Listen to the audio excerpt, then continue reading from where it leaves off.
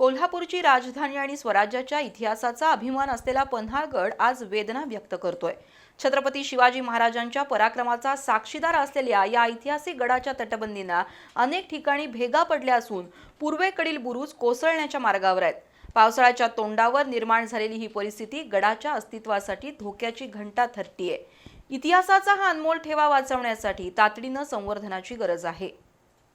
स्वराज्याच्या वैभवाचा साक्षीदार, इतिहासाच्या सुवर्ण पानांचा रखवालदार असलेल्या पन्हाळगडाच्या अस्तित्वालाच तडे जाऊ लागलेत। शतकानुशतके वारा, पाऊस आणि काळाच्या झळा सहन करत उभा असलेला पन्हाळगड आता थकव्याची चिन्ह दाखवू लागलाय।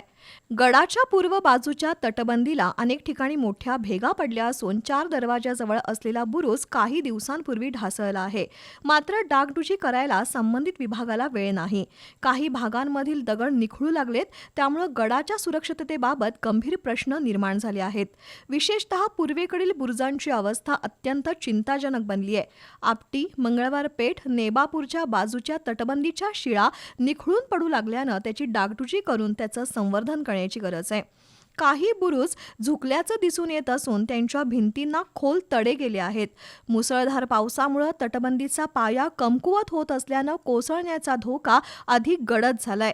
छत्रपती शिवाजी महाराजांच्या इतिहासाशी घट्ट नाळ जोडलेला पन्हाळगड हा केवळ पर्यटन स्थळ नाही, तर महाराष्ट्राच्या अस्मितेचं प्रतीक आहे। दरवर्षी हजारो पर्यटक, इतिहासप्रेमी आणि अभ्यासक गडाला भेट देतात।